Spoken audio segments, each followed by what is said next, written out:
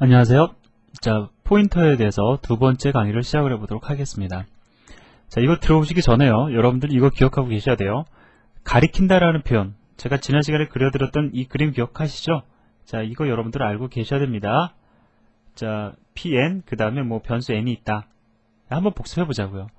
자, 그러면 뭐 예를 들어 n이 10이라는 값을 가지고 있고 얘의 주소값이 5x10이다. 그럼 얘도 5x10을 지닌다.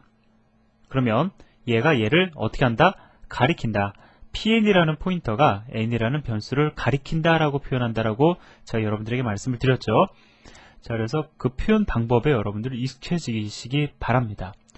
자, 그러면 이제 포인터를 갖다가 선언하는 방법, 활용하는 방법들 이번 시간에 우리가 공부를 할 거라고요. 자, 뭐 바로 그냥 이 코드, 샘플 코드를 좀 보시기 바랍니다. 자, 여기 보면은 이 선언이 있죠. 이러한 선언이 있습니다. int 에스크리터 a라는 선언이 있어요. 자, 그럼 저는 이거를 한번 읽어보도록 하겠습니다. 자, a는 포인터예요. a는 포인터입니다. 자, 이게 바로 포인터 선언할 때 쓰는 겁니다. 자, a는 포인터인데 무엇을 가리킬 수 있는 포인터냐면 int형 변수 혹은 상수를 가리킬 수 있는 포인터입니다. 자, 읽는 방법 아시겠죠? 자, 두 번째 줄 거 한번 읽어볼까요? 자, 캐릭터 에스크리터 b라고 되어 있어요. 자, b는 포인터예요. 그죠? 자, 포인터입니다. 포인터는 포인터인데 무엇을 가리킬 수 있는 포인터냐면은 캐릭터형 변수를 혹은 상수를 가리킬 수 있는 포인터다라는 겁니다. 자, 뒤에서 읽어보니까 쉽죠? 자, 그럼 이거 한번 마저 읽어보도록 하겠습니다. c는 포인터입니다. 자, 포인터예요. 포인터는 포인터인데 더블형 변수 혹은 상수를 가리킬 수 있는 포인터다라는 겁니다. 자, 어렵지 않죠? 이렇게 읽으시면 돼요. 읽으실 줄 아시는 것뿐만이 아니라 이미 이제 포인터 선언하는 방법에 대해서도 이미 말씀을 드린 겁니다. 근데요, 제가 여러분들에게 요거 한 가지만 말씀을 드리죠. 포인터를 선언하는 데 있어서 int, 그 다음에 int에 이어서 에스크리터, 그 다음에 한 칸 띄어서 a라고 선언을 하셔도 되고요. 자, 그 다음에 int 한 칸 띄고 에스크리터, 그 다음에 한 칸 띄고 a라고 선언하셔도 되고요. 그 다음에 int 한 칸 띄고 에스크리터 붙여서 a라고 선언하셔도 상관없습니다. 이거 다 똑같은 선언이에요. 자, 그래서 보통 그 출간되어 있는 책들도 보면 그 저자들이 자기 스타일에 맞게 이제 포인터를 막 사용을 합니다. 이렇게 선언하고 있는 책들도 있고요. 이렇게 혹은 이렇게 선언하고 있는 책들도 있습니다.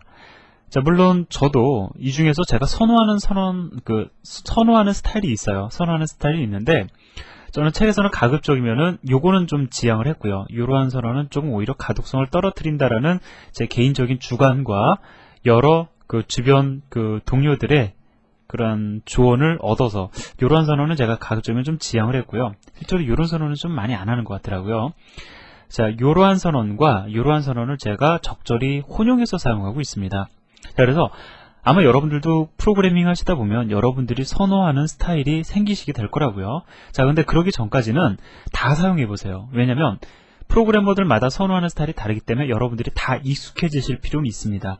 저 같은 경우에는 이러한 스타일을 선호합니다. 자, 그래서 포인터를 갖다 선언하는 방법 제가 여러분들에게 간단하게 말씀을 드렸는데, 자, 이 에스크리터가 바로 포인터 선언 시 사용되는 연산자예요. 자, 그리고요, 우리가 A형 포인터를 선언한다라고 하면은 이건 어떤 의미가 되죠? A형 변수의 주소값을 저장할 수 있는 포인터가 되는 거죠. 자, A 대신에 여기다 int 집어넣어 보세요. 그럼 말이 다 맞습니다. int형 포인터. 이게 바로 int형 포인터입니다. 자, 그죠? 물론 우리는 말을 이렇게 풀어서 썼다고요. A라는 이름의 포인터. 얘는 int형 변수를 가리킬 수 있다 라고 제가 말씀을 드렸죠. 이걸 그냥 우리가 쉽게 얘기해서 A형은 여기 써 있는 거고요. int형 포인터 A라고 읽으면 됩니다. 자, 이건 어떻게 읽으면 되죠? 캐릭터형 포인터 B가 됩니다. 이번에는 앞에서 읽으면 이렇게 돼요. 더블형 포인터 C가 된다고요. 자, 그래서 여기다 int점만 써보면 int형 포인터는 int형 변수의 주소값을 저장하기 위한 용도로 사용이 되는 거고요. 자, 그 다음에 캐릭터형 포인터는 캐릭터형 변수의 주소값을 저장하기 위한 용도로 사용이 됩니다. 자, 이해되시죠? 자, 그러면 잠깐 화면을 좀 지우고요.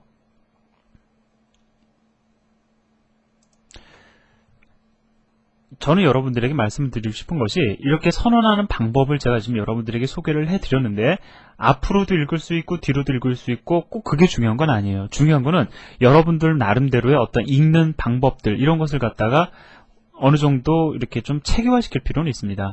자, 그래서 그 제가 지금 여러 가지로 말씀을 드렸는데 마음에 드는 거 하나만 고르세요. 인트형 포인터 A라고 읽으셔도 되고요. A라는 포인터, 이 포인터는 인트형 변수를 가리킨다. 이렇게 읽으셔도 상관은 없습니다. 자, 그럼 선언하는 방법 봤으니까 활용하는 방법도 한번 봐야 되겠죠. 자, 예제를 우리가 한번 봐야 될 텐데요. 포인터 1-C라는 예제를 갖다가 우리가 보기에 앞서서 제가 포인터에 관련된 연산자 2개를 여러분들에게 소개를 해드리려고 합니다. 자, 이거는 우리가 처음 보는 연산자죠. 이것은 그 앰퍼센트 연산자라고 얘기를 하는데 우리나라 말로는 흔히 많은 사람들이 번지 연산자, 뭐 혹은 주소 연산자 이렇게 표현을 더 많이 하더라고요. 뭐 저도 그 흐름에 맞춰서 뭐 번지 연산자, 주소 연산자 몰라요. 또 저는 에스크리터 연산자라고 또 표현할지도 모릅니다. 자, 일단 그렇고요. 그다음에 에스크리터가 아니죠. 앰퍼센트 연산자죠. 자, 얘가 에스크리터 연산자죠. 뭐 별표 연산자, 별표 연산자라는 표현은 좀 안 쓰는 것 같은데, 자, 아무튼 에스크리터 연산자가 있습니다. 자, 아까 전에 우리가 이건 사실 봤었죠. 뭐 할 때 사용했었습니까? 포인터를 갖다가 선언하는 데 있어서 사용을 했다고요. 그죠? 그런데 이 연산자는 포인터를 선언하는 용도로만 사용하는 것이 아니고요. 또 다른 용도로도 사용이 됩니다. 사실 말이 나왔으니까 드리는 말씀이지만 얘는 참 다양하게 사용이 되죠. 우리 앞에서 이거 뭐 하는 데 사용을 했었습니까? 곱셈하는 데 사용했었다고요. 그죠? 예를 들어 3 곱하기 4. 그런데 앞에서 보니까 이번에는 포인터 선언하는 데 있어서도 사용을 했다라는 겁니다. 자, 뿐만 아니라 또 포인터가 가리키는 메모리를 참조하기 위한 용도로도 사용이 됩니다. 자, 그러면 이게 무슨 얘기냐 한번 보도록 하죠. 2개의 설명을 제가 이 예제 하나를 통해서 여러분들에게 설명을 드리도록 하겠습니다. 자, 좀 그림을 제가 조금 이거는 이제 실질적인 그림을 그려드리기 위한 거였고 요거는 여러분들이 좀 이따 한번 참조해 보시고요. 저는 좀 다르게 앞에서 제가 여러분들에게 말씀을 드렸던 방식으로 그림을 좀 그려보도록 하겠습니다. 자, 일단 A라는 변수를 선언하고 2005로 초기화해주고 있죠. 자, 그러면 A라는 이름의 메모리 공간이 할당이 되고 얘는 2005로 초기화 될 겁니다. 얘 주소값을 하나 정해주자고요. 뭐 예를 들어서 OX302 얘의 주소값이다 라고 한번 우리가 가정을 해봅시다. 자, OX30 번지에 메모리 공간이 할당이 되고 A라는 이름이 붙었어요. 그 다음에 2005로 초기화 되었습니다. 자, 그럼 이 코드를 이제 봐야 되는데 대입연산자 오른쪽을 봅시다. 자, 이러한 선언이 있죠. 이게 무엇을 의미하냐면 자, 이렇게 되어 있죠. A라는 변수 앞에 앰퍼센트 연산자, 번지 연산자가 붙었어요. 자, 그럼 이건 무엇을 의미하냐면 A라는 변수의 주소값을 반환해라 라는 의미입니다. 자, 그럼 이 연산에 의해서 얼마가 반환이 될까요? 이 그림 보고 얘기를 해보세요. 얼마가 반환이 되냐면 A의 주소값을 반환해라, 즉 OX30이 반환이 되겠죠. 자, 이것이 바로 A라는 변수의 시작 번지가 되는 겁니다. 자, 그래서 OX30이라는 값이 어디로 들어가냐면 PA라는 지금 어떻게 되어 있죠? 포인터, 인트형 포인터를 선언하고 있어요. 인트형 변수 혹은 상수의 주소값을 저장할 수 있는 PA라는 변수가 지금 선언이 되는 거죠. 자, 그럼 일단 그림을 한번 그립시다. PA. 자, 그리고 변수니까, 그죠? 4바이트. 얼마가 들어가냐면 OX30이 리턴되어서 OX30으로 채워질 텐데 여기다 그냥 OX30이라고 쓰지 말고요. 이렇게 그림을 그립시다. OX30을 갖게 되니까 결국 PA라는 포인터는 A라는 변수를 가리키게 될 거라고요. 바로 요 줄까지 일어나는 일이 바로 여기에 해당이 됩니다. 자, 그래서 요 2개의 코드를 가지고요. 여러분들이 이렇게 그림을 그리실 줄 아셔야 돼요. 자, 그 다음에요. 세 번째 줄에서 보면은 A라는 변수 출력하고 있죠. 그러니까 당연히 2005가 출력이 될 겁니다. 자, 그런데 여기 보니까 어떠한 선언이 있냐면 PA를 갖다가 출력하는 게 아니고요. PA에 에스크리터가 붙어 있어요. 그럼 한번 우리가 잠깐 얘기를 해봅시다. 만약에 이 에스크리터가 없었다라고 하면 이게 없었다. 그럼 얼마가 출력이 되겠습니까? 이 그림을 보고 또 여러분들 답해보세요. 실제로 PA가 가지고 있는 값은 얼마입니까? A의 주소, 즉 OX30을 가지고 있는 거죠. 그죠? 자, 따라서 OX30이라는 값을 그냥 출력할 거라고요. 단, 어떻게? 십진수 정수형으로 출력을 할 겁니다. 자, 그런데 제가 지금 지웠는데 이 앞에 에스크립터가 붙어 있었죠? 그럼 이거는 무엇이냐? PA라는 포인터가 가리키는 변수 혹은 그것이 상수가 될 수도 있어요. 자, 그런데 그냥 저는 앞으로 그냥 무조건 변수다라고 얘기를 할 겁니다. PA라는 포인터가 가리키는 변수를 참조하라라는 뜻입니다. 자, 따라서 어떻게 되느냐? PA라는 포인터가 가리키는 변수는 뭐예요? A죠. A를 참조하니까 A는 얼마예요? 2005가 출력이 되는 겁니다. 자, 따라서 이 에스크립터 현상자는 어떤 의미를 지니느냐? 포인터가 가리키는 메모리 공간을 참조하라라는 뜻이 된다라는 거예요. 자, 어렵지 않죠? 자, 따라서 이 경우에 이제 2005가 출력이 될 겁니다. 자, 그래서 이렇게 이름을 가지고 접근하는 걸 가리켜 우리가 전문용어로 직접 접근, 다이렉트 액세스라고 얘기를 하고요. 포인터를 통해서 이렇게 간접적인 경로로 접근을 하는 거, 이것을 가리켜 우리가 간접 접근, 인다이렉트 액세스라고 이야기를 합니다. 이 용어는 사실 중요한 거 아니에요. 이거 모르셔도 돼요. 이거 제가 책을 집필을 하는 과정에서 정석적인 접근 방법을 여러분들이 설명하기 위해서 썼지만 이거 외우실 필요 없습니다. 직접 접근이다, 이게 간접 접근이다, 모르고 프로그래밍하는 프로그래머가 10명 중 9은 모르고 프로그래밍을 합니다. 저도 강의를 하고 여러분들에게 이렇게 하기 위해서 이렇게 좀 이런 것들을 갖다가 정리하고 좀 그런 과정에서 이렇게 말을 갖다가 좀 체계적으로 정리한 거지, 이게 중요한 건 아니라고요. 자, 그래서 이렇게 일단 여러분들 그림 이해하셨으면 이건 당연히 눈에 보일 겁니다. 이게 당연히 보이셔야 돼요. 그죠? 자, 이게 보이셔야 되는데 여러분들은 이 그림을 그리실 필요는 없어요. 이건 보고 이해만 하시면 됩니다. 여러분들은 이렇게 그림을 그리실 줄 아시면 됩니다. 자, 그럼 예제 하나 가지고 오도록 할까요? 포인터 1-C라는 예제를 같이 한번 또 그림을 그려봅시다. 그림만 그리면 끝나는 겁니다. 자, 제가 미리 가져다 놨는데요. 자, 천천히 한번 그려보도록 하죠. 자, 어떻게 진행이 되는지 한번 보도록 하겠습니다. 좀 반복되는 내용이네요, 사실은. 자, A라는 이름의 변수를 선언해주고 있죠. 자, 그 다음에 2005로 초기화를 해주고 있습니다. 그죠? PA라는 포인터, 인트형 포인터를 선언하고, 자, A라는 변수의 주소값, 리턴되는 주소값으로 초기화되기 때문에 실질적으로 PA라는 포인터는 어떻게 될까요? A라는 변수를 가리키게 될 겁니다. 그죠? 얘가 예를 들어서 OX10이다. 그럼 얘는 사실은 OX10이라는 주소 값을 지니게 되죠. 하지만 우리는 가리킨다라고 표현을 해요. 가리킨다. PA가 A라는 변수를 가리킨다 라고 표현을 합니다. 자, 그리고 나서 PA를 그냥 출력하고 있네요. 그럼 뭐가 출력이 되겠습니까? 뭐가 출력이 될까요? 그렇죠. PA가 실제로 가지고 있는 것은 A의 주소값이죠. 자, 주소값입니다. 그렇기 때문에 사실은 그 주소값이 십진수 정수형으로 출력이 될 거라고요. 그죠? 그 다음에 이번엔 뭘 출력을 하고 있죠?